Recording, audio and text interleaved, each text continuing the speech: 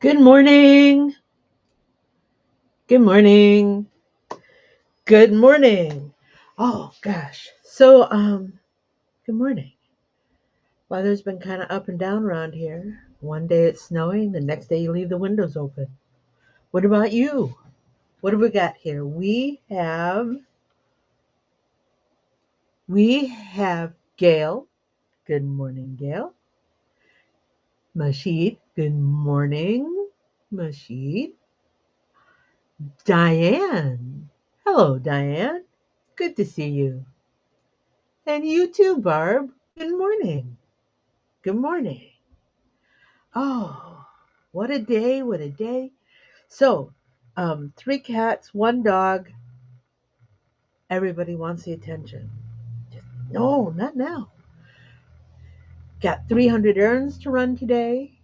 But first, we're going to have some conversation here. Um, here, I didn't really have anything planned. Next week, I'm working on part three of my Impressions Expo, uh, Long Beach. Part three being the segment that was taught by Justin Armenta regarding hats, and more specifically, working 3D foam on hats. So that's what we're going to talk about next week. Like I said, we're going to, like we've done, I should say, we're going to hit some of the high points.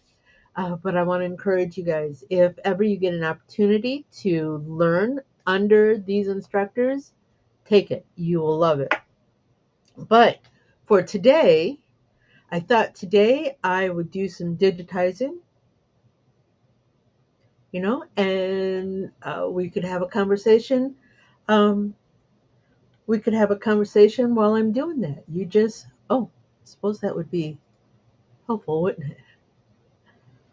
Jesse's here. Good morning, Jesse. It's good to see you. Um, yeah, just a little digitizing and conversation. If something I'm doing on the screen catches your eye, you've got a question, just go ahead and ask. If you have a question about something else, again, just go ahead and ask. That's what I'm here for. Um, with that, let me see if I can figure out how to do this. do, do, do. I want to put this in here, bring this up here, so I'm down here. I wish I could resize this a little bit, but that's okay. So I'm already working on something. I thought I'd get it started while I was waiting for you all. This is okay, and I have to admit, Gail, you're going to Impressions in Atlantic City. My very first Impressions Expo was in Atlantic City. A friend of mine and we drove out there. I live in the Chicago area. It was a 19-hour drive straight through. Oh my gosh.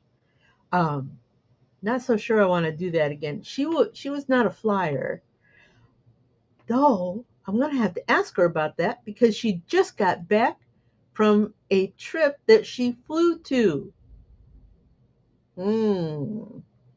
Gonna have to ask her about that. It just made that connection. Anyways, my first impressions was at Atlantic City, and then the next year I went to um, Fort. I know the name. Fort Worth. I told you I knew the name. Fort Worth, and then the last 2 years I've been going to Long Beach, but only because that's where the toolkit class is, and that's the one I want to take. So here, let's go back to the design file I'm working on. This is going to be a 3-inch patch for, and I don't read French, but I believe it's for a biking team in France. Um, yeah, that's what I'm working on right now. Uh, again, if you have any questions, if you have any thoughts, you want to share anything, just, pop off, and there it is. Me, I'm going to take a sip of coffee and get back at it.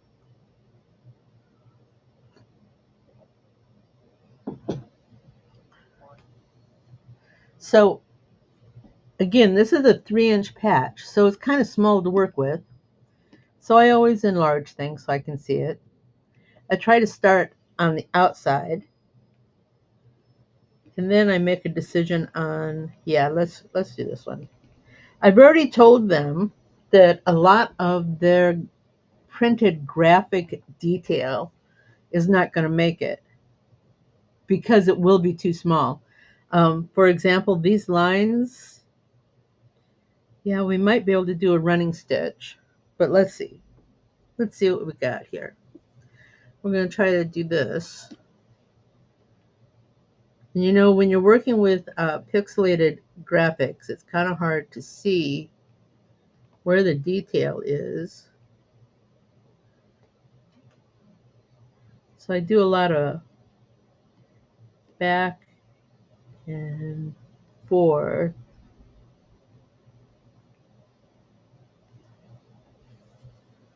Yeah, that worked kind of nice, didn't it?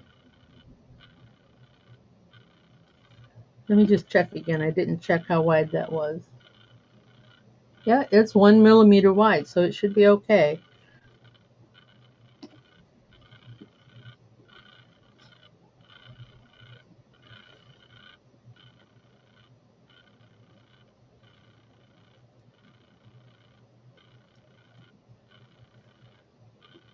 Put that under there. Make another one, copy, flip.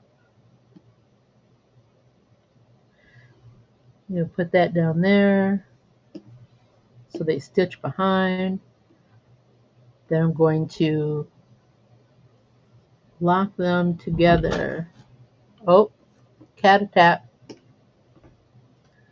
You may or may not see her.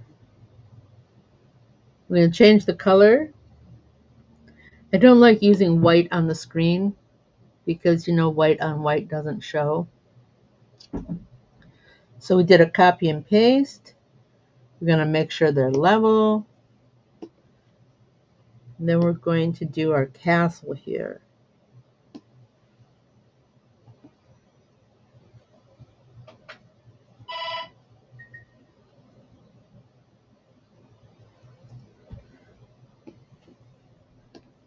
I know this is probably going to block the door, but remember it's going to be so tiny. Here, just to give you an idea, this is 5 millimeters. My thread, if I put all those lines in, is not going to allow the definition.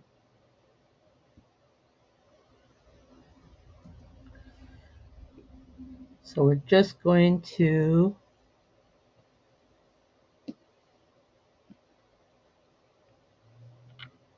what do they say? Fake it till you make it.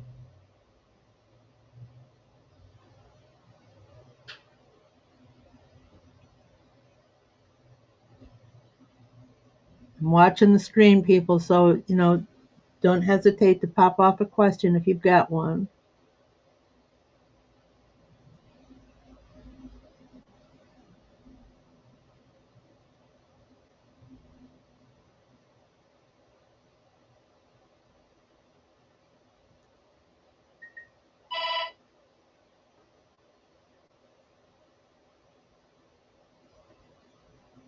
Sorry. When I was a kid, anytime I had an extreme focus on something, I would stick my tongue out. Hangs off the side of my mouth. And I try not to do that so much. Anybody else out there used to do that? Maybe still does. Let's see. We want to make sure all of this is the same. We're going to hide our image. We're going to come up here a little bit more. Go to a wider view. Yeah.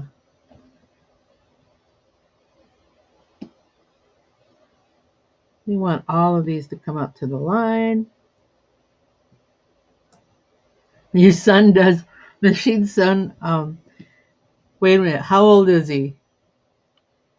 Is he a little one? Is he still a toddler? Gonna make me feel, I'm gonna feel like I'm a little too old to be sticking my tongue out and holding it out when I focus.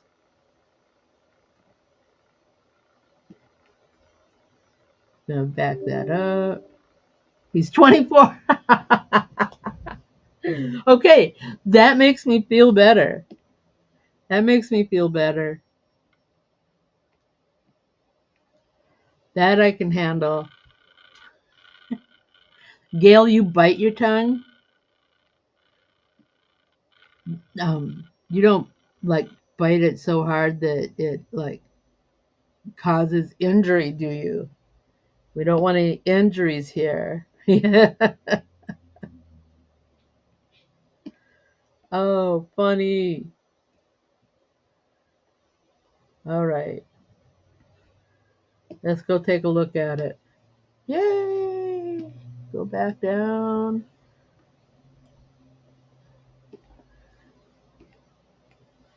Of course, I did the white, but no blood. That's good. Gail, who bites her tongue when she concentrates, when she focuses, does not draw any blood.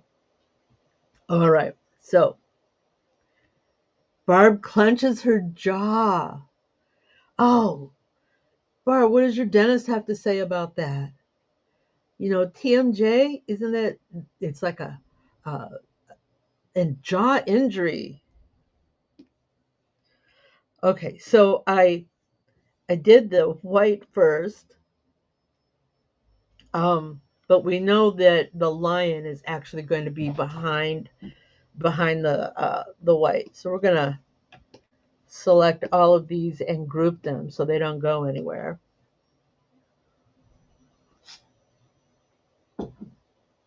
And then we're gonna do our best to make a lion. Oh, here we go, cat attack.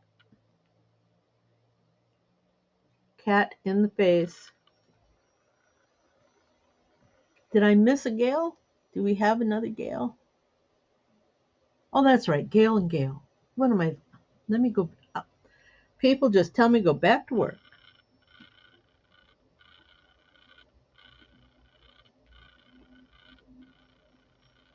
Hey, Scott. We're just sitting here doing a little digitizing, little conversation. Got any questions? Just ask away. Got any comments? Any stories you want to share? Just put it out there and I'll watch for them.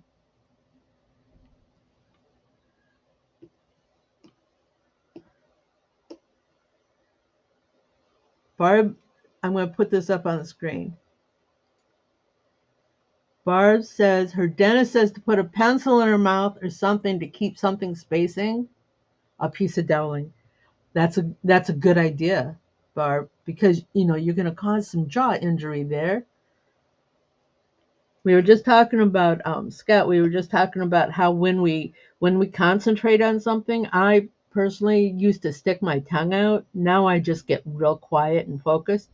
Um, Mashid's 24-year-old son sticks his tongue out. Barb was saying that she clenches her jaw,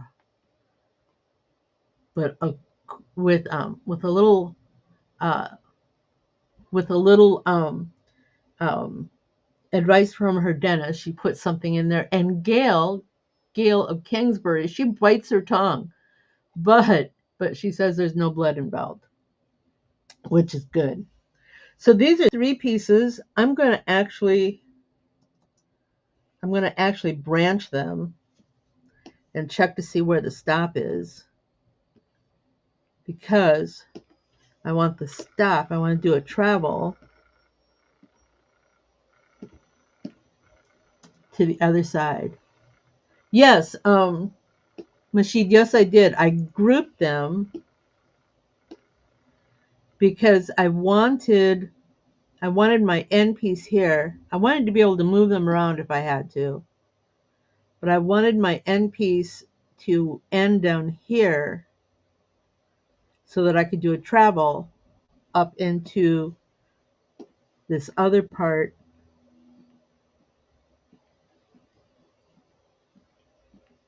of our lion.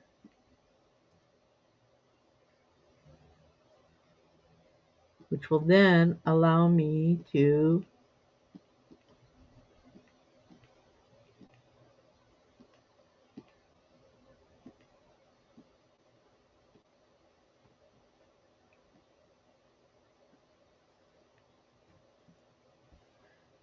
Scott, just so you're up to speed here, this design file is going to be a patch that is only 3 inches, 3 inch round. So there's a lot of detail in this graphic. Let me pull it up for you.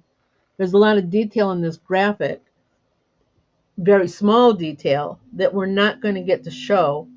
So we need to make sure that we're conveying the message of the graphic.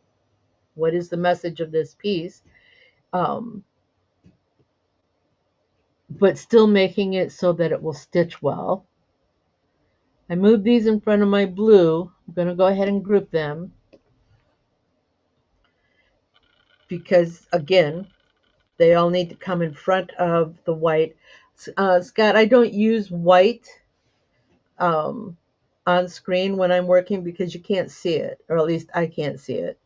So I use this light blue. It's right there. I'm going to make that red shield now. Select my red. Come back up. This one is not going to be a satin. It's going to be a tatami fill because I have all this satin that needs to go on top of it.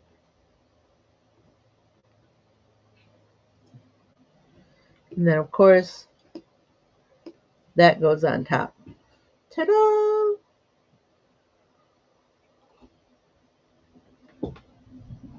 Yes, Scott. Good morning, Letty. Yes, Scott. It is very small detail for 40 weight thread. And I do, unless the client comes back and says, listen, I want to put this in 60 weight, or I strongly suggest something goes in 60 weight, I always digitize for 40 weight thread. Just want to say, pop in here and say, hi, Letty. So let's go back. Let's go back up here for a moment. And we try to, I'm going to hide this. I'm going to hide these. I'm going to hide that. I'm going to go back to a wireframe. And I'm going to measure this. I like to keep my satin stitches at 1 to 1.25. My optimum minimum is 1.5, but I will go down to a 1 or even a 0.8, but I don't tell anybody that. Don't tell anybody that. So let's just go ahead and measure this piece. That's a 0.75. That one's going to be a little tight. I might want to go back and check. Yes, Barb, one moment. I might want to go back and check the densities and make sure the density is not too heavy for this.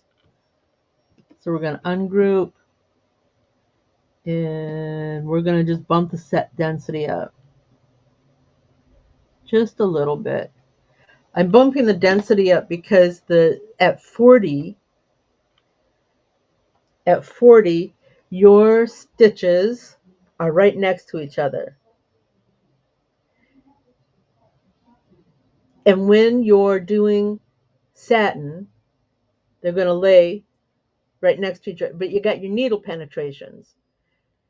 Your needle penetrations, if you're too close together between your left and your right, they're just going to punch through and there's not going to be enough of a span. Another way you can correct this is if you change your stitch angles to be a longer. Let me get that one out of the way. Get out of the way.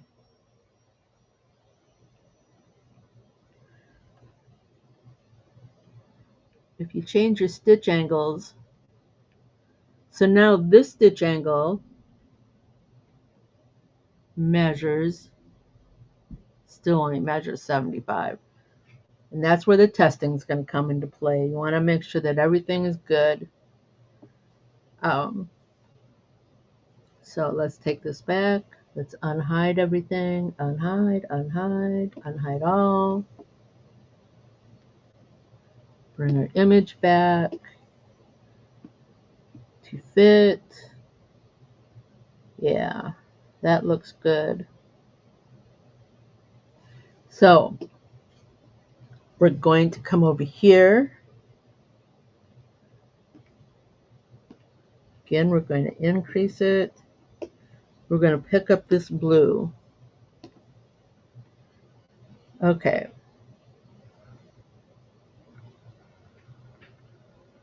I'm thinking here. Gail, the tatami stitch, she wants to know if a tatami stitch is more than 7 millimeters. How do you split the stitch? You don't need to split a stitch with a tatami, Gail. And the reason that is because a tatami stitch is just a flat filled stitch. It can go as wide as you want and does not need to be split. Where a satin stitch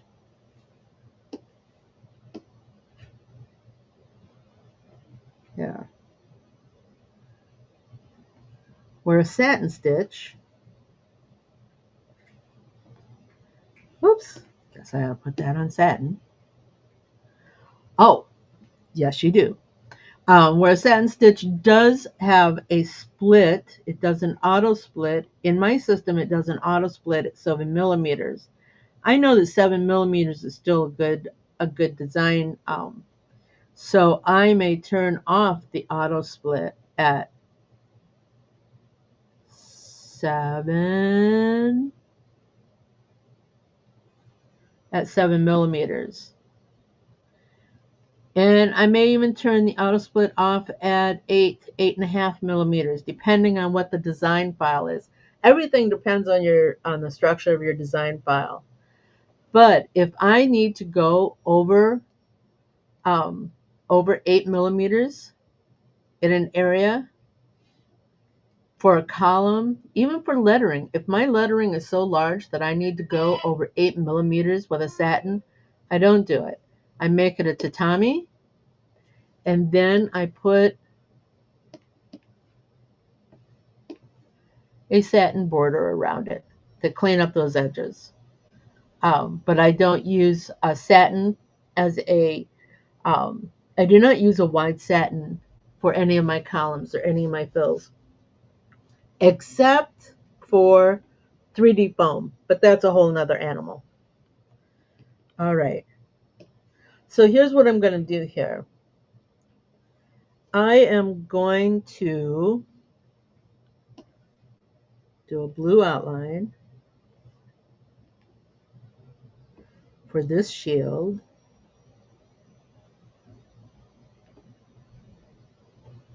This particular piece of white is going to be filled because it's wide. At least, tentatively speaking, in my head, that's what I see. I might change it. And then I'm also going to do this red as a fill. And you can see I'm going kind of far into the white there. And that's because, oh, well, that was funny. And that's because I want to make sure that I have some overlap to compensate for the pull or the push of my stitches. So I'm going to hide these two. Then I'm going to come back to my white.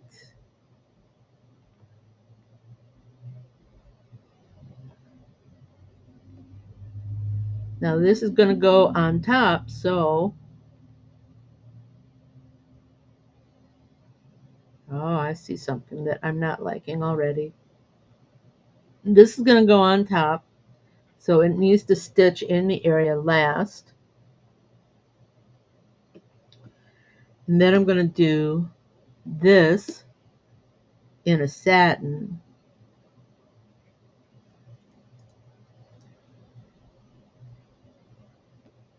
This in a satin.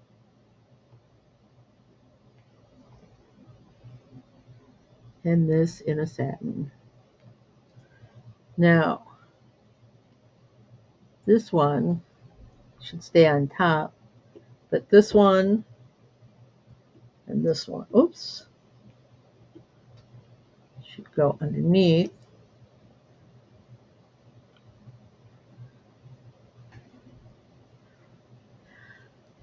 A lot of digitizers, oh, sorry, Gail, don't mean to keep you up there. A lot of digitizers will do a printout of their graphic, and then they'll make their pencil sketchings of what they want to do where. They're going to path it, they're going to, this is going to be a fill, this is going to be a satin. They're going to make all of those notes on their paper. I'm not one of those digitizers. I do it all on the fly.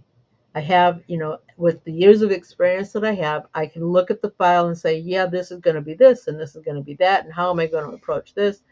But I'll do a lot of my work on the fly and switch things up as I go if needed. For example, I want a travel stitch that goes from this one to this one.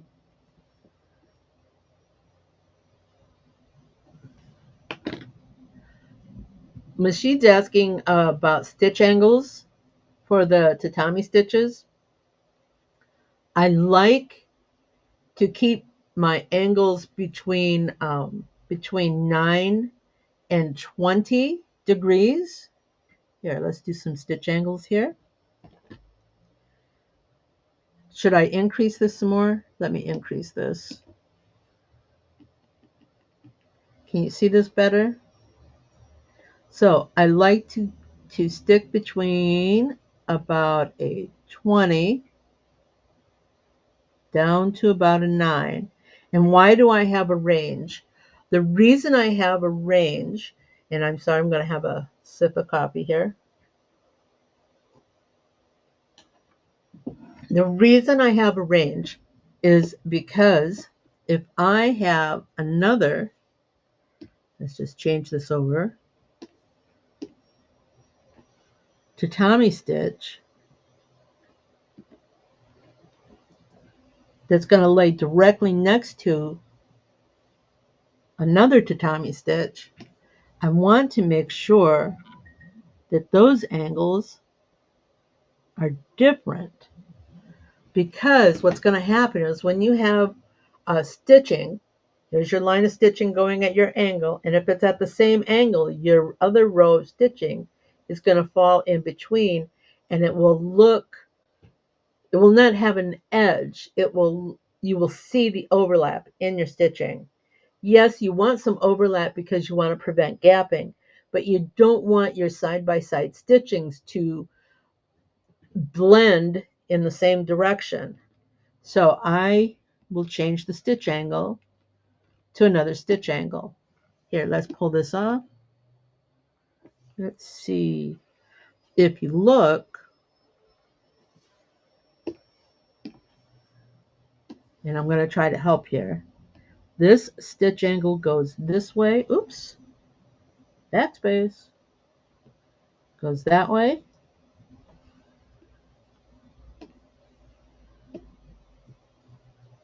And this one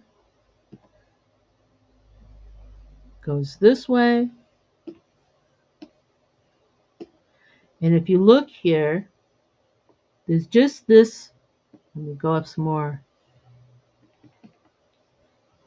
There's just this little bit of a change.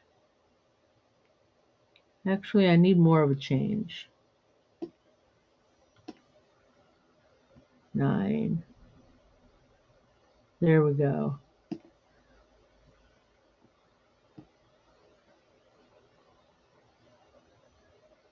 There's enough of a change to where they're not going to overlap and cause it one to fall into the other. Who we got here? Doug just came in. Good morning, Doug. Good to see you. Just doing some conversation and some digitizing. Let me get rid of these two pieces here. And delete. Bring our image back. Bring our stitching back. We're going to get rid of this one because we don't need it. So remember, I just said that I am a digitizer that kind of digitizes on the fly. Unhide these. Unhide all. Okay, so I know I still need to put the little gold pieces in here, but right off I see something that I don't like about this shield, and I'm not sure there's anything I can do about it. And I'm thinking there isn't. I don't like the edges of tatami fill. I like to bound them with a satin column. But again, this element is too small to concern myself with the satin. So I'm going to leave it go. Now I'm going to hide these pieces because I need to get into that gold, which is our yellow. Going to go up here. So this is going to get tricky because I'm going to do this. Whoops. Start point was wrong.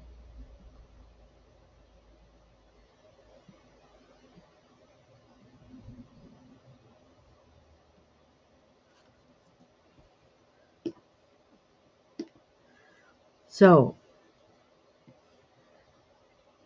I did this because I want to make this star. And yes, I know there's going to be some overlap, but I'm okay with that because I'm going to change the density of this part to open up. And let's not forget our circle bit up here,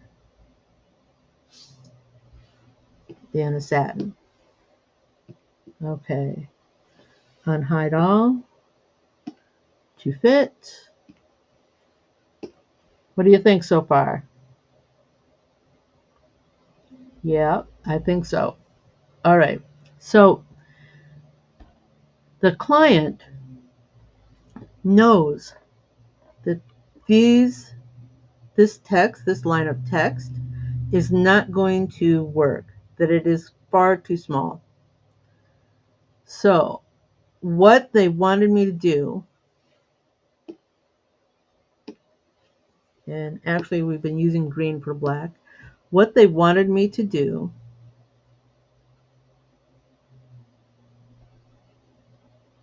is create a line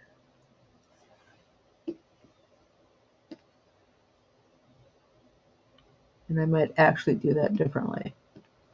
Whoops, too big. And yeah, I know I'm sitting here chatting with you guys and trying to talk as I do this, but this is me digitizing in real life. Oh, thank you, Jesse, and you, Machine, and thank you very much. Because on the fly digitizing, you never really know how it's going to look until you get there.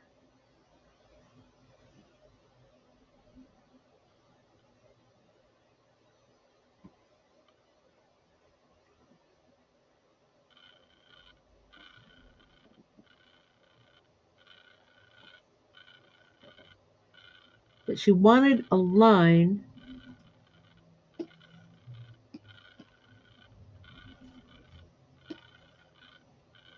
You think that's too obvious? Too obvious that it's not writing? What if we put a little zigzag in there? Auto spacing.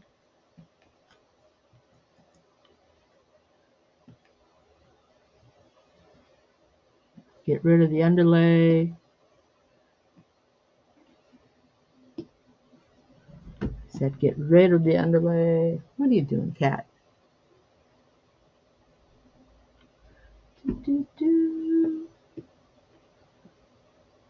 Oh, that's not what I wanted. This is what I wanted.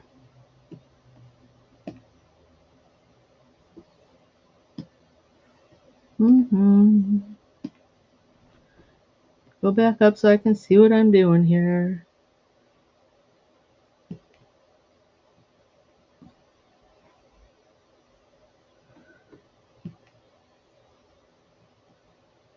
I don't like it.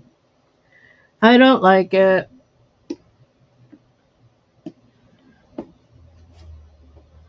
Let's try a manual stitch. You want to try back stitch? Here. Let me get back here. I still think it might be too much. Stitch length. Let's change our stitch length to a 4. And go back to fit. Is it too much? Yeah, we should make this. Okay, that's kind of what you're going to see if you look at it. I think it's still too much. That's kind of where I was thinking, Doug. Doug suggested a running manual stitch, so that's where we're going to go. Let me get the graphic back. Let me enlarge it some more. Let me come up here, pull up my manual stitch. Thank you, Letty. Sometimes I just need a little validation. Sometimes I just need to know whether something is working or not.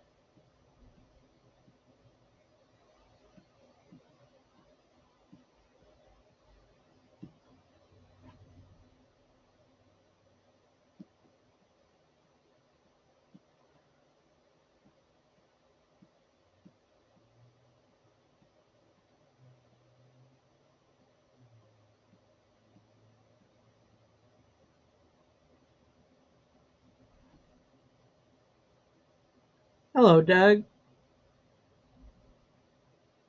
You are so right. Here, everybody should see this. Letty is so right. It's the small details that you end up spending the most time on. It is. Let's see, where did we go here?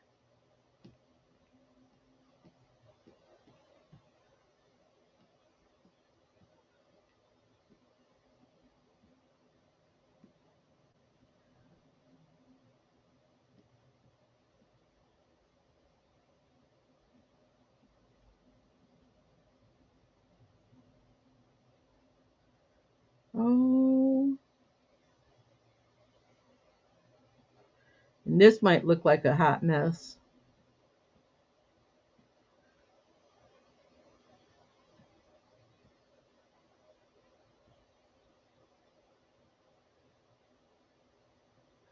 I do, but Doug, these letters are not even 1.5 millimeters long.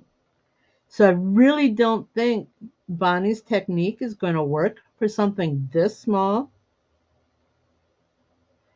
And it's not going to work for a technique using 40 weight thread.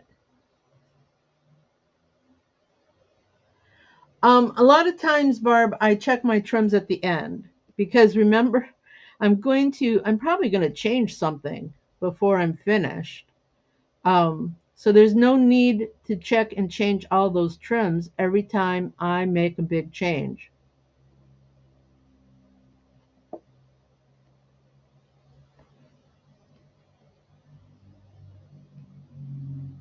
Now this manual stitching does not have a trim, so you have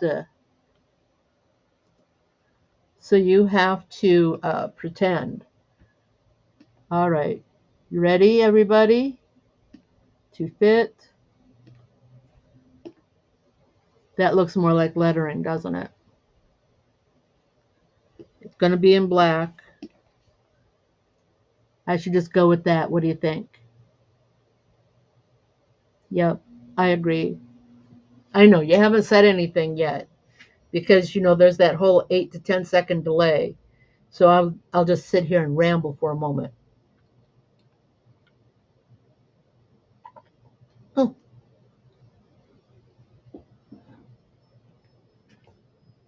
thank you, Jesse. Thank you, Diane. While I was sitting here rambling, I spilled coffee on myself. But I'm just a little picture here, so you can't really see it. All right, what time is it? Oh my God, people, we're 15 minutes over. Do you want me to keep going with that last little bit? This is the text part around the edges. Yeah, we got that covered. That's nothing. Do you want me to do this last little bit and then we'll end it? What do you think?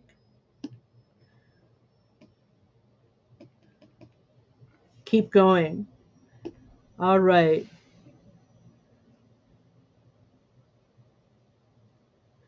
Now, Letty, if this were my production piece, thanks, Gail. I'm gonna do that.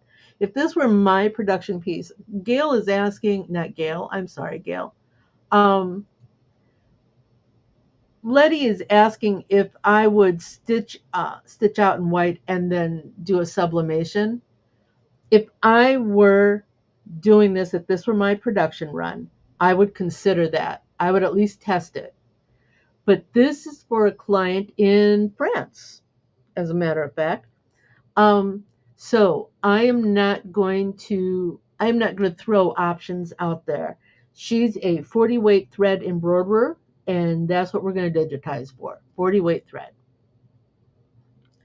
And let's go ahead and finish this one up. Now, this is the one in the back, and this is only 39 millimeters, or excuse me, not an option.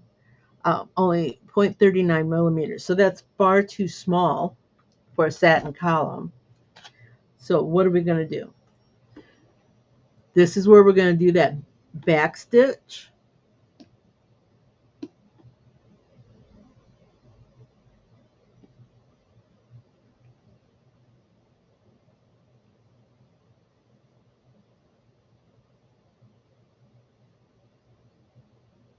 I suppose it would help if I put my start point in the right place.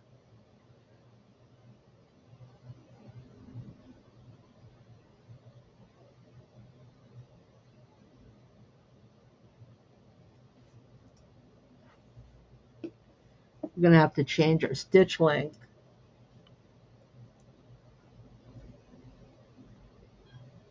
Yeah, that's not going to work.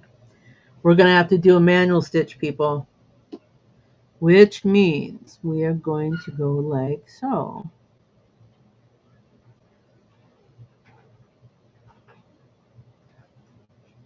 We're going to go over it twice. And remember, manual stitching does not have its own knot. There we go. Much better. Much better. Let's see what we got here with this. I'm pretty sure it's not going to be wide enough. Yep, not wide enough. It was only 0.47.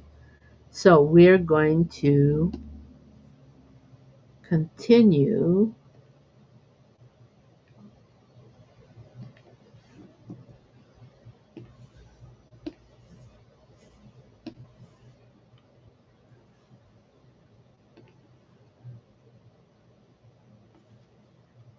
Okay, I hate looking at this, so I'm going to change this. There we go. All right, that's one of our roofs. Let's get the other one. Do we have enough here? We have 0.82. So this can be a satin. And then we're going to copy and paste. I'm going to pull out some of that pull compensation. I need it to be just a little skinnier. There we go. And then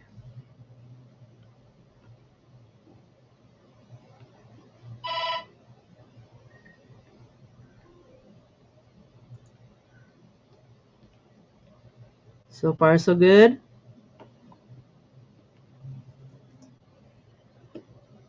We're going to change that to our blue. We're going to lock these together.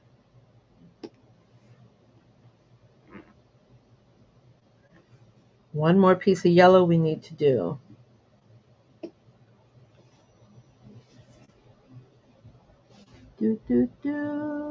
Just making sure I'm not missing anything. All right, this is our last bit.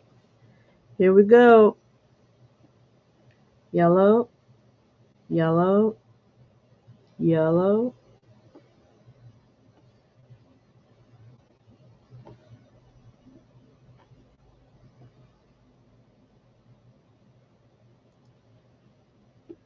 And this needs to go here. And to fit.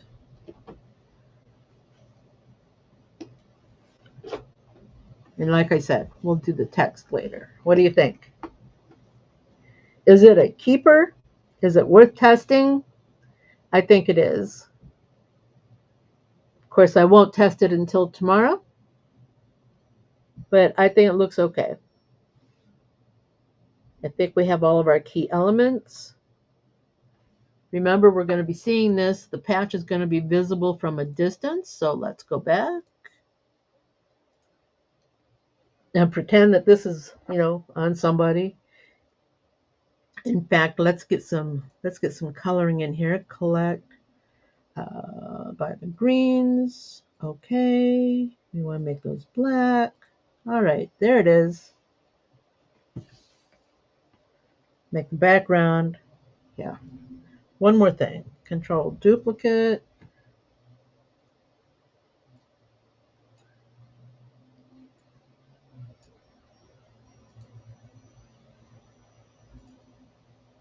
And white.